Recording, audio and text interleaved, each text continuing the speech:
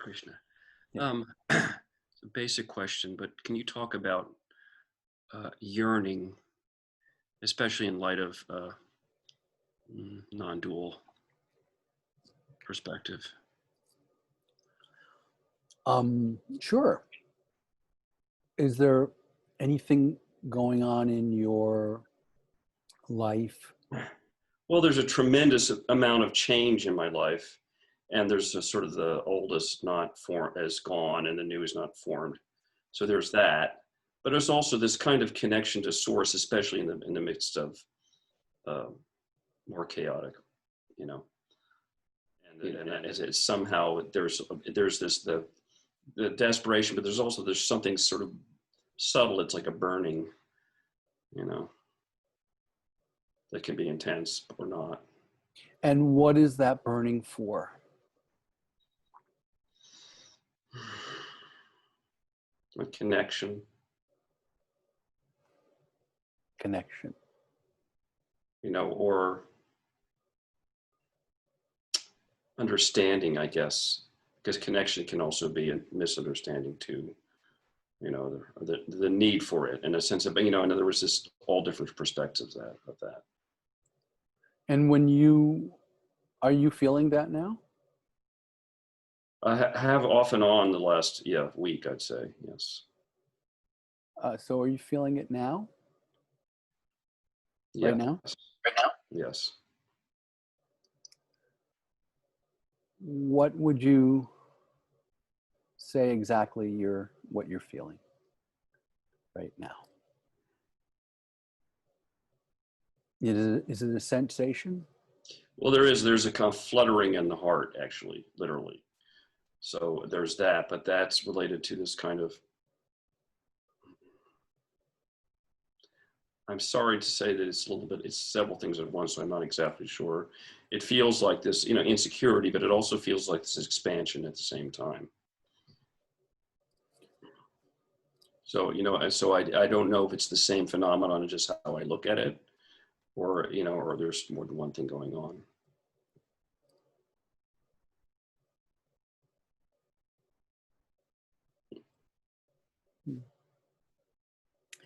So when you say insecurity, let's just go with that for now. Like, we can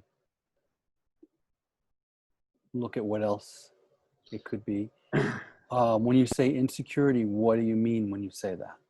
Like, what are you experiencing now in your body?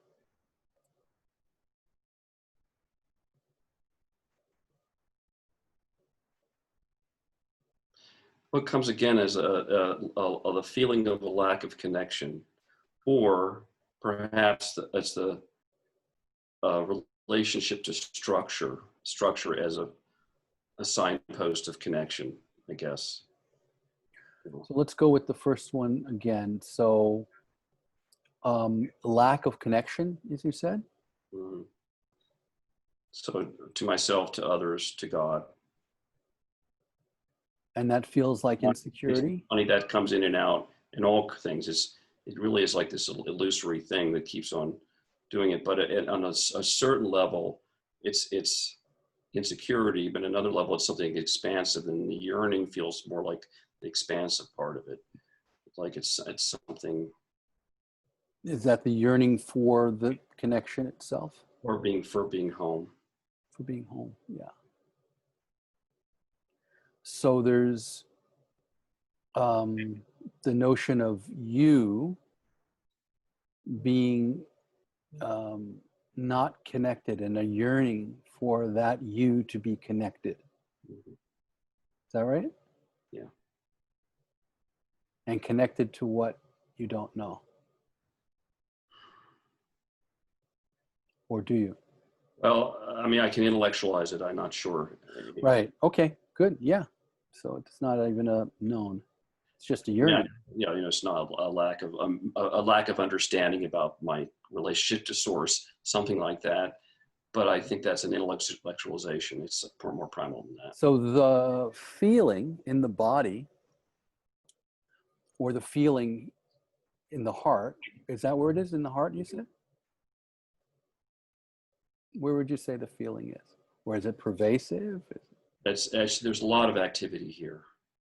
Right. Yeah. The activity itself. You're aware of the activity, are you not? Oh yeah. Yeah, yeah. Are you aware of the sensations of the body? Yes.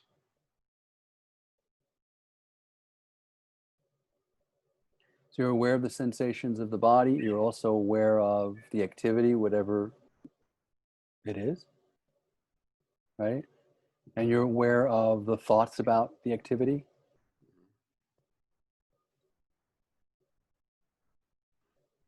Right? The conversation about it, Analysis of it. analysis of it.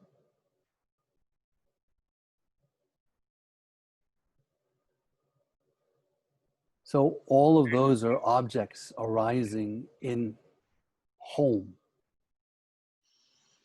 Mm-hmm. Yeah. You're home already.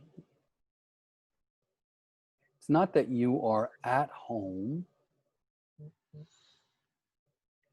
You are home. Home is the same thing as what you are.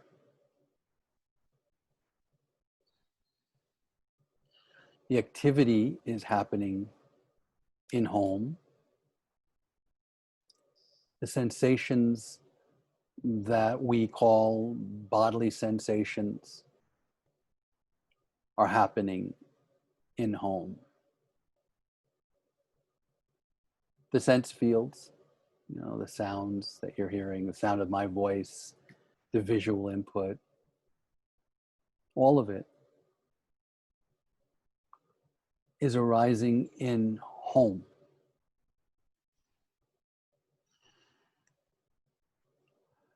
There's nothing to be connected to anything else. Home is not a place where you get connected to. If you were different than home, then sure. Then you'd have to go somewhere.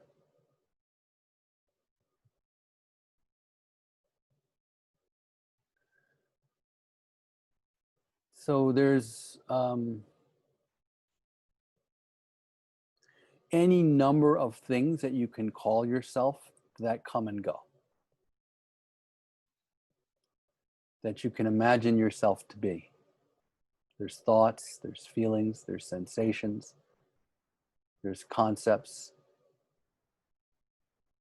that you can take yourself to be, that you can believe yourself to be.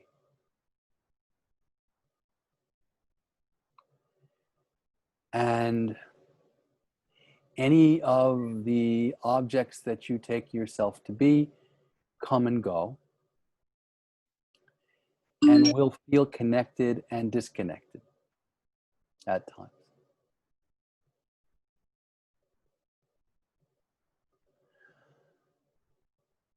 Home is the space in which the feeling of connection and the feeling of disconnection happen.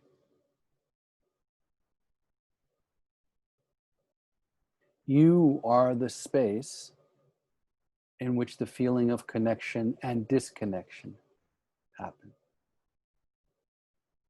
in which the feeling of yearning happens, in which the idea of someone yearning happens,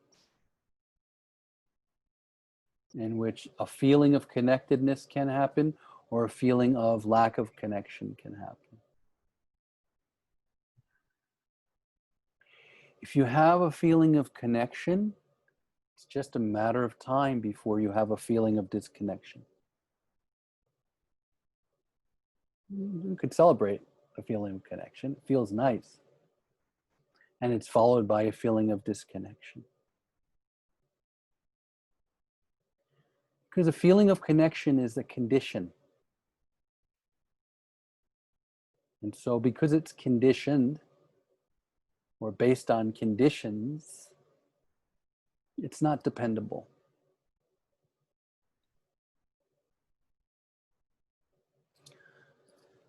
Not saying it's worthless or it's not worth pursuing in its own right. It is. It's good. It's fine. It's great.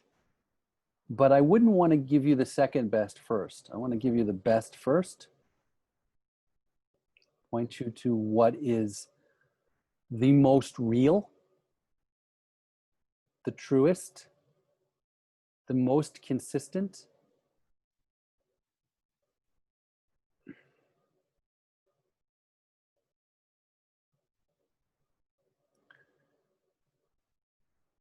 It is both the easiest and the hardest. In some ways, it's really the easiest because it takes no effort to be home, zero.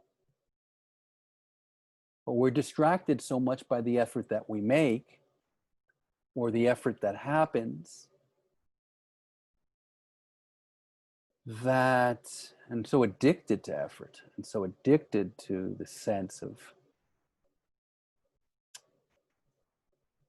drama and pain and suffering and release of that suffering and the drama of letting go of suffering,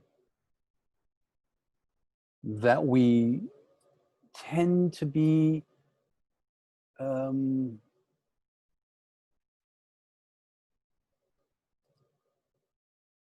addicted to or attached to or entranced with something other than what we are, which takes no effort.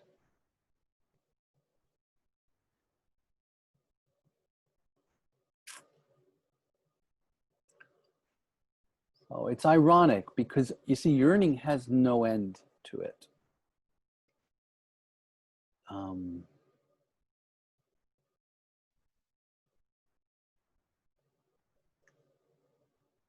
So how's this landing for you? It feels very true. And it's just interesting to,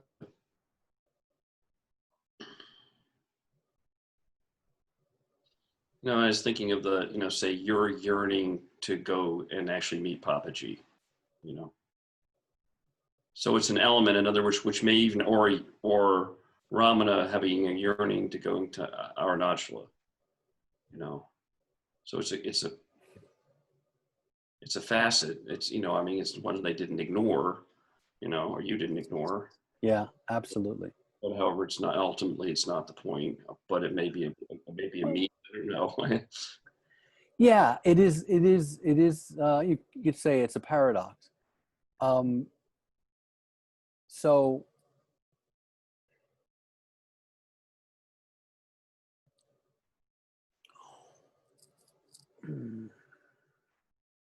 what meets when Papaji yearned or when Ramana yearned to go to Arunachala? It was Ramana's heart and Ramana's body that went. Ramana never moved.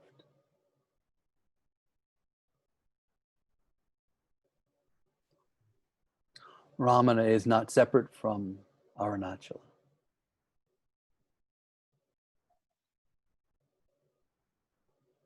Everywhere Ramana looks is Arunachala. Ramana closes his eyes and there's only Arunachala.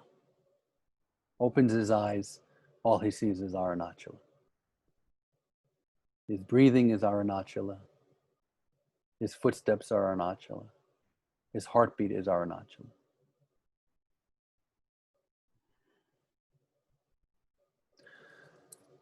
Ramana Maharshi never was anywhere but here. How could he go someplace?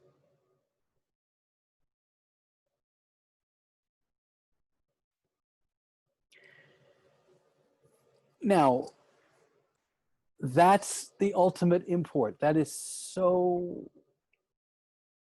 central to everything that Ramana said, everything that Ramana is. And yeah,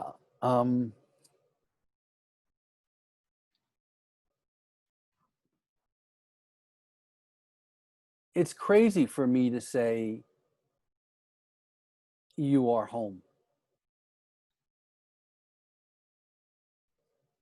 I get that you appreciate it. I'm really glad you appreciate it, but it makes no sense.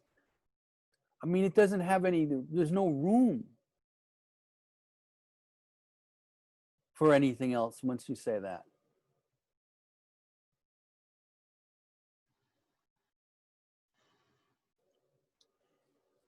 And I'm happy to speak about yearning also. But it's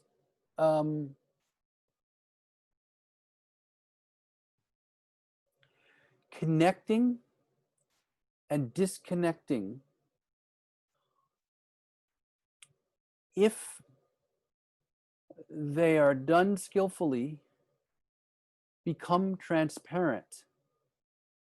And then in the midst of connecting and disconnecting, or expanding and contracting, you recognize that you're home always, not as a result of expanding and contracting, not as a result of connecting. What happens when you expand is you become, everything becomes more transparent.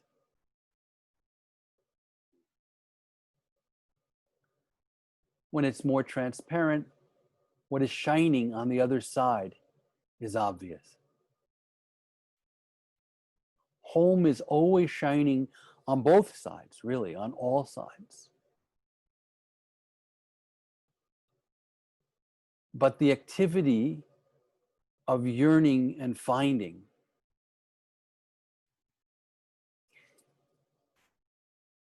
becomes what we're focused on. So, yearning.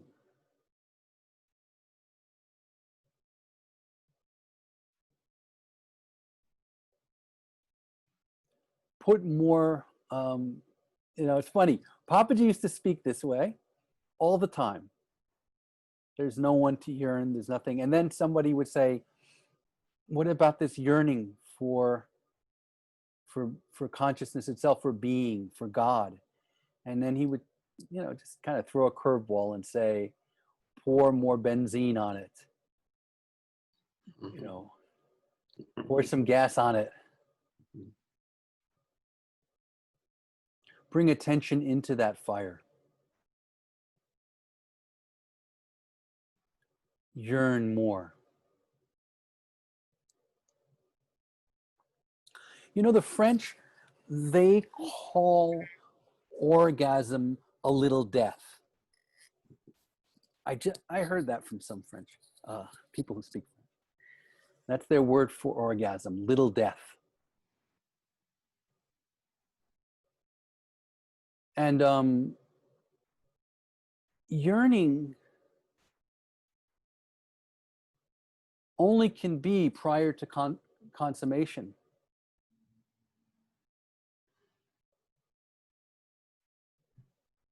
You yearn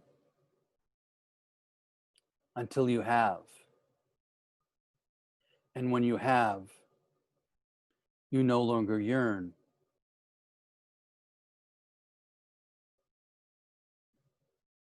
And in fact, you are no longer. So like in the tantric schools, the metaphor of orgasm, especially in Mahamudra, is the prime metaphor for certain schools, like Tilopa, certain teachers. Everybody's seen the Buddhas that have male, female, and they're copulating, they're having sex, right? This is like great completion, or great completion. In Dzogchen is another way of translating the word Dzogchen is great completion. So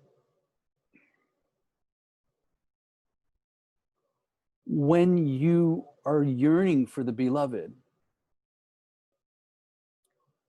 continuing to yearn more and more is what there is to do, but actually being with the beloved and merging with the beloved fully and totally, you're gone. There's no beloved anymore. You lose your lover in orgasm. You lose yourself in orgasm. There's no more you. There's no more them. There's just pure sensation, a full field of oblivion, of non-being, bliss, impossible concentration. I think that's what Jim Morrison called it. But there's a kind of absorption in the whole field, which feels like home, but you're gone. The degree to which you're given totally to consummation, to that degree you don't exist. It's a little death. And then we're back at home. It's like the price of admission for home is you as any kind of definable something or other. So of course the yearning's gone. And the yearner is gone. And that which is yearned is gone.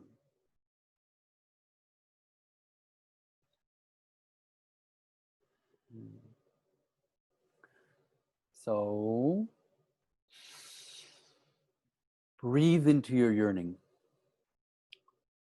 Breathe into the feeling sense of disconnection.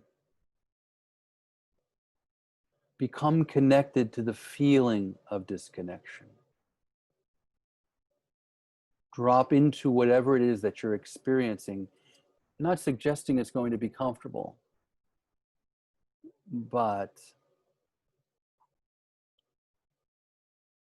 it isn't harmful to drop into the yearning itself.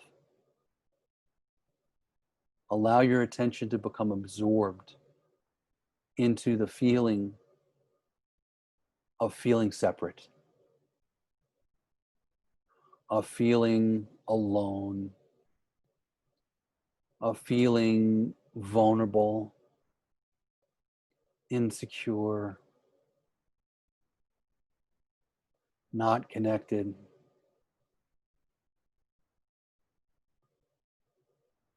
Because what you're feeling is none other than yourself. It's a contracted form of your own energy. It's not other. It's not something that you need to remove. It's the door to what you actually want. I'm not suggesting that it's comfortable. Lord knows I could go round and round before I remember this. The reason I'm going round and round is because it's not comfortable. Right. Right? So it's like, I don't want to go, what am I going to do about this? I feel so this. I feel so alone. I feel so sad. I feel so depressed. I feel so angry. I feel so whatever. What am I going to do about it? Oh, I don't like myself when I'm fill in the blank. And then I go, oh, right. Oh, never mind. Bring my attention into the feeling itself of itself. When you bring your attention into the feeling of itself, there's no acting out. The strange thing, when I bring my attention into the center of my anger, I pretty much just find myself, my attention withdrawn from, oh, I'm angry at this, just into the feeling sense of the energy, which we usually call anger. And it's the nature of the whole thing changes. It's, it's sometimes what we call owning our feelings, but not in an intellectual way. Like that intellectual way is good. If you're in a relationship and you're angry and you bring your attention in, go, oh, I'm angry. I can feel that. Yeah, an apology is in order. Or like, oh, I'm really angry because I feel scared or whatever. That's beautiful. That's great. That's a version of this. But one need not be in the presence of someone else or making any um,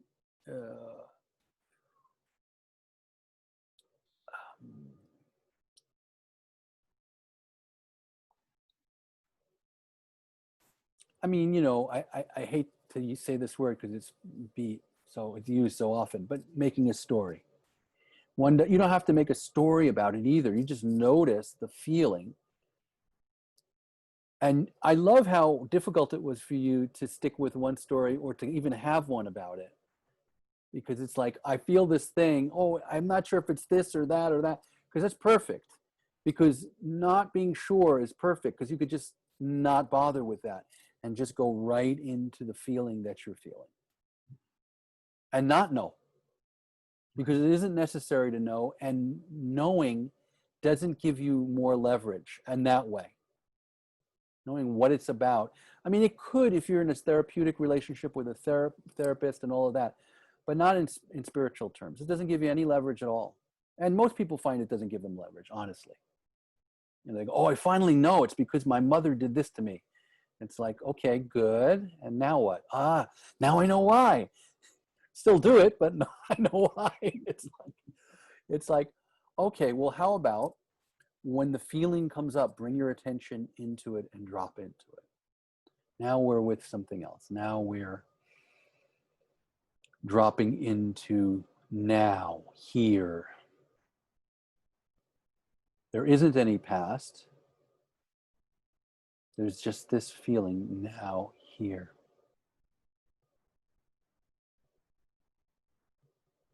So drop into your yearning now, here.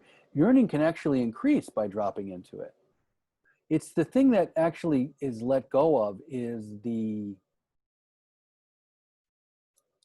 specificness of what you're yearning for.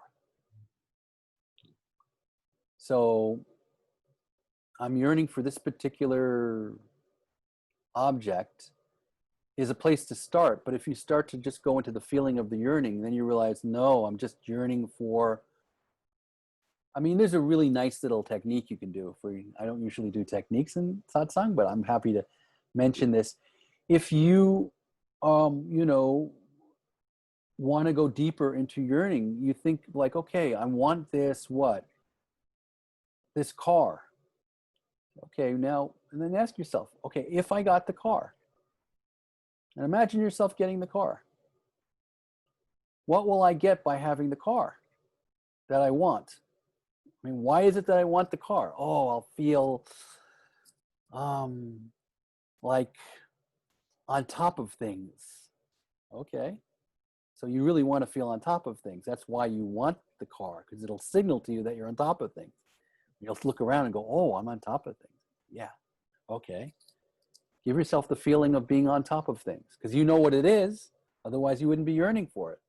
So give yourself that feeling.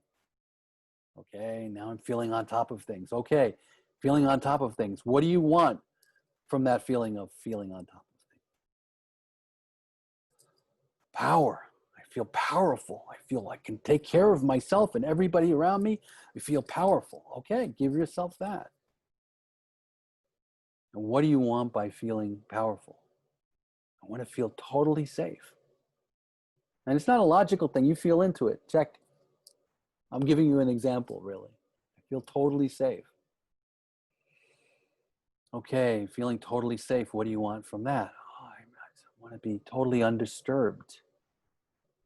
Totally undisturbed. Give yourself the feeling of totally undisturbed. The more you do it, the more you find that these feelings are more aspects of the radiance of being. That's what you end up with.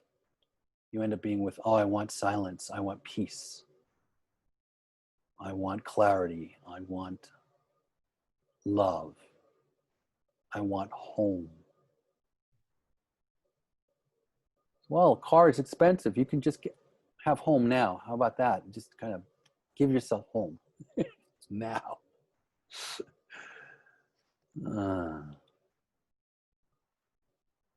So, because we're all really yearning for home, like you said. All yearning comes down to that. It doesn't mean you can't get the car. It's just nice to, I mean, if you felt home, what would that do to your desire for the car? You might not want it anymore. If you want it, it'll be very different the way you approach it. Like, oh, I'm already home. And at home, the body is walking to the dealership, talking to the sales rep, waiting for the keys.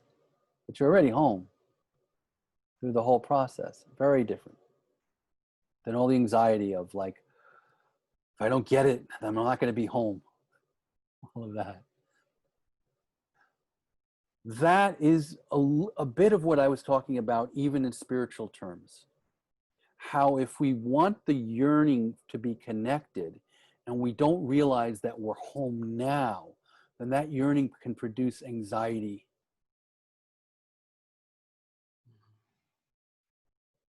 Yearning is good, but remember what you're yearning for is already the case. And if you don't have a sense of that, keep feeling the yearning.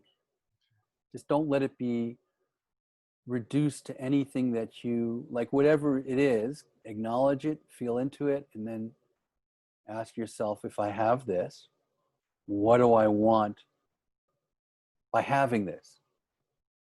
What's the desire? What do I feel will happen by having this? That's almost like saying, what do I want even more? But this would be the way for that.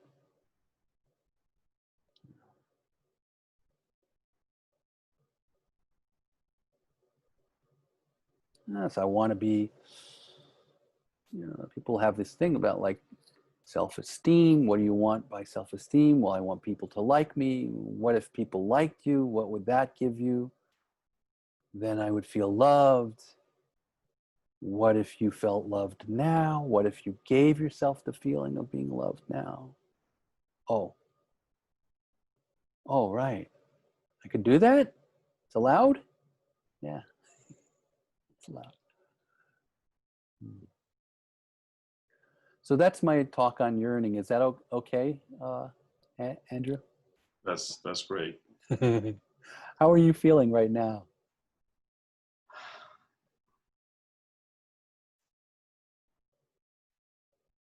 Well, all I can say is more integrated. In other words, it's odd because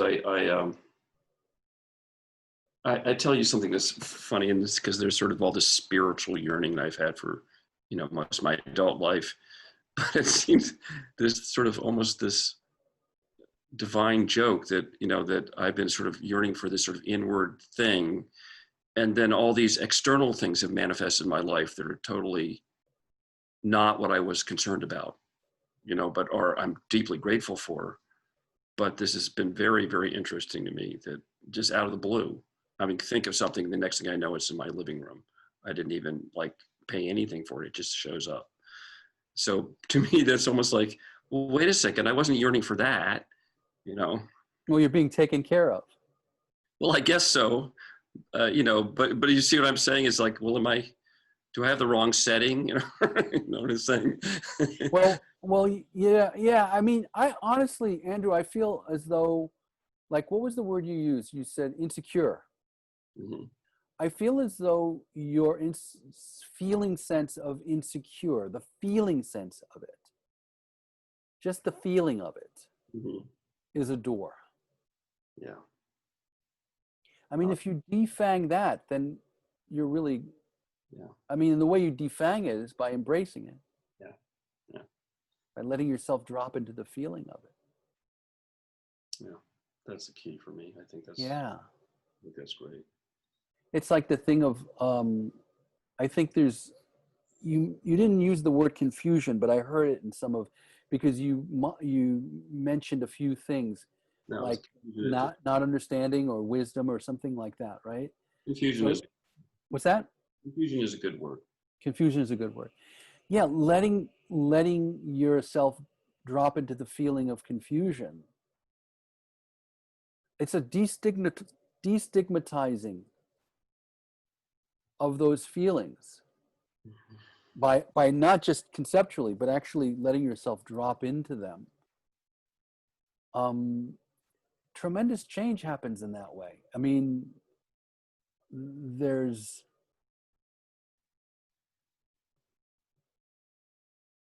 a humbling that's not disabling. I mean, when it's resisted, it's disabling.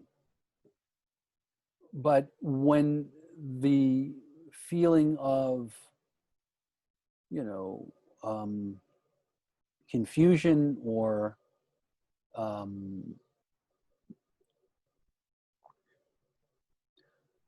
insecurity, all of those feelings, they're not disabling when we drop into them in their essence. What I mean is, it can, if you still are thinking about it more than feeling it, yes, it stays just the usual. Mm-hmm. But if you just ignore the thoughts about what it means to feel this and all of that stuff, but just let yourself feel it, be it, and not like, I'm going to let myself feel it so I can get over it. No, it's more like, I'm going to embody this person. I'm going to be the insecure one and live as the insecure one. I'm going to be the confused one and live as the confused one.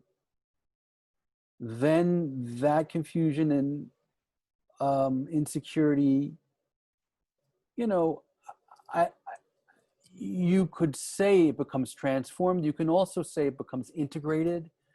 Those are nice words. One is psychological, the other is a little more spiritual. But then what's happening is really a kind of recognition of them in their purity as being non-toxic when you get to its core. When you get to the core of confusion, there's just nothing wrong with it. It's the resistance of the feeling of confusion that we usually call confusion that is disabling. This world calls for confusion. If you're not confused, there's something wrong. This is a fucking confusing universe. I mean, truly. Everything else is a kind of pretense. It's a kind of false bravado that we've learned, obviously, as children. And, you know, in order to keep that bravado, you have to numb yourself to your own sense of confusion. So then when it gets uncovered as confusion, it's like, oh no, not this. This is showing that I'm not up to the task of life. On the contrary, it means there's the opportunity to be brave enough to actually be confused consciously. To be confused consciously is not to be disabled in the way that it is when we're resisting our confusion, when we're struggling with it. Same thing with our insecurity. Insecurity, I mean, how could you not be insecure? Jesus Christ.